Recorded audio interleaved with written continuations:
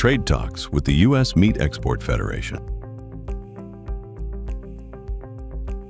Hello, I'm John Hinners. I'm the Senior Vice President of Industry Relations for the U.S. Meat Export Federation. Early in my career, I spent 10 years working for the Iowa Cattlemen's Association, and I grew up on a livestock, cattle, hogs, corn, and soybean farm near Carroll, Iowa. So I'm proud to be with you today to talk a little bit about the export market, some of the value it means to you as a producer in the state of Iowa, and more so some of the opportunities we have for the future as it relates to exports and the value it can drive back to the cattlemen throughout the state of Iowa and the United States. Importance of international trade. The U.S. now exports approximately 13% of its beef production. Based on USDA trade multipliers, U.S. beef and pork exports of $18.7 billion in 2021 contributed additional export activity of $30 billion, combined total economic output of $49 billion. Total jobs related to meat exports are estimated at 211,664 jobs. In 2025, U.S. beef exports totaled 1.1 million metric tons, valued at $9.3 billion. Exports were down 12% from 2024 in volume and were 11% lower in value. But this was due primarily to lack of access to the Chinese market. Excluding China, 2025 exports were down 3% and basically even from a value standpoint. U.S. beef export value equated to $392 per head of fed slaughter in 2025. Through May of this year, that figure jumped to more than $435. Exports of U.S. beef variety meats were valued at $1.8 billion in 2025, and we're easily going to exceed that number this year. Through May, variety meat exports already were more than $600 million.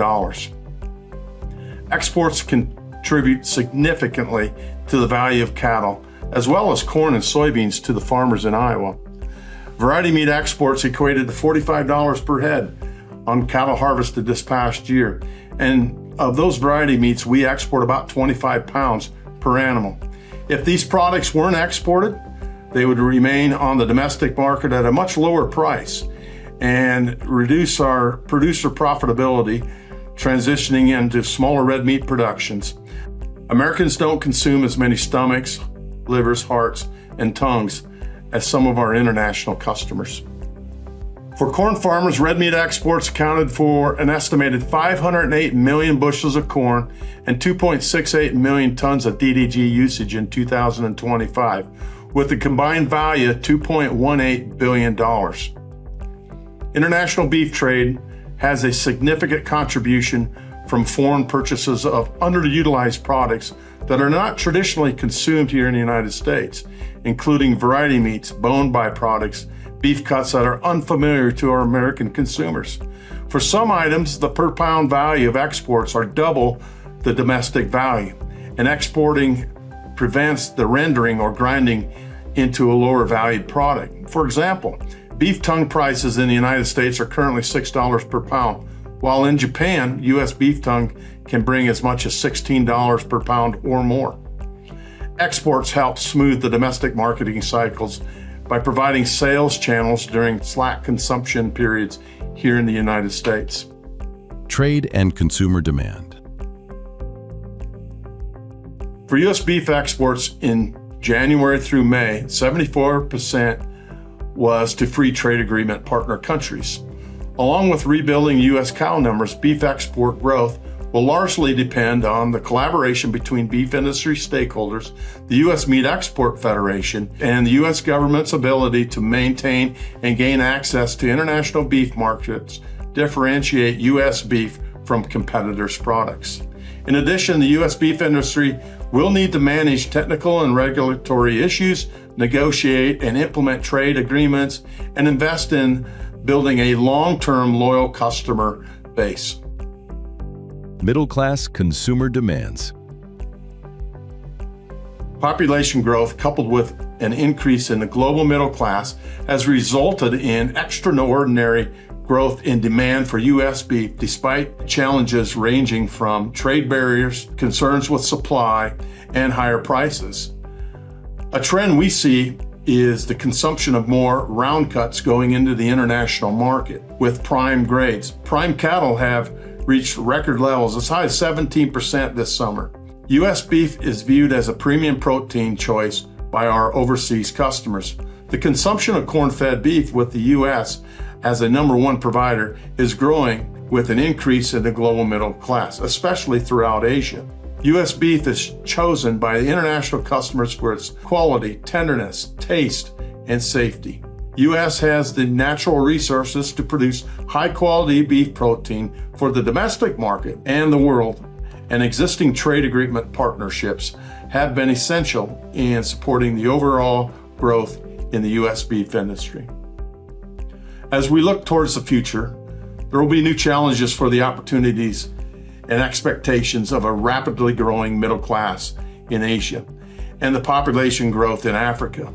The U.S. has a unique and competitive advantage due to our natural resources, our research and innovation throughout our universities, USDA, and private companies, and our strong domestic market as a foundation. We must continue to innovate to meet the world's demand for high-quality red meat, while also enhancing our sustainability. And trade is a key part to feeding the world. USMCA and North American beef trade. The United States-Mexico-Canada Agreement, USMCA, is a free trade pact that took effect on July 1st, 2020, replacing the 1994 North American Free Trade Agreement. It's no surprise that USMCA wasn't automatically renewed, as it was known that the Trump administration wanted some changes. We're pleased to see the negotiations with Mexico going well. However, we want to see talks with Canada make more progress. January through May statistics for U.S. beef exports. The U.S. beef to Mexico and Canada was $97.57 per head of fed cattle out of the $435 total. That's a 22.4% of our per head value. Mexico is critical to U.S. beef variety meats, but also takes a wide range of cuts along with the historically important beef round. Canada is a north-south trade for several of our cuts, also a demand for rounds. Canada is also the number one export market for U.S. processed meats and ready-to-eat items. It is important to maintain a zero-duty access for these processed products. Expanding market access, the role of USMEF. With 22 offices around the world and 130 staff members working daily, the U.S. Meat Export Federation is working on marketing and addressing barriers to trade each day. Markets where the U.S. is still missing opportunities include China, Vietnam, wider ASEAN region, Africa, and the EU. While we've made progress with China, it will take some time before exporters are filling orders and shipping. There are plenty of non-tariff barriers continuing to limit U.S. exports to the EU. This includes the obvious restrictions like Europe's long-lasting ban on growth promotants. As consumers in international markets develop a taste for high-quality U.S. beef, along with the means to purchase that protein, the United States beef industry has potential to be the primary beneficiary. Reliable access to corn, superior beef genetics, innovative production, food safety management protocols, and efficient processing and distribution will position the U.S. beef industry for steady and consistent growth in the years ahead. I'd like to conclude by saying thank you for the opportunity to me to share some of the excitement that we have with the export markets as it relates to the beef industry. I'd like to also say thank you for the continued support that we get out of the state of Iowa.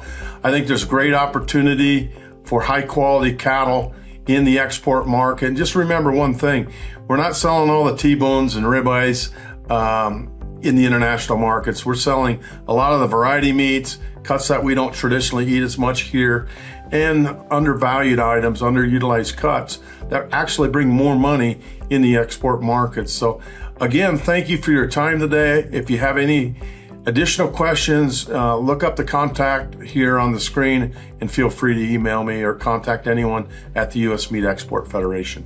Thank you.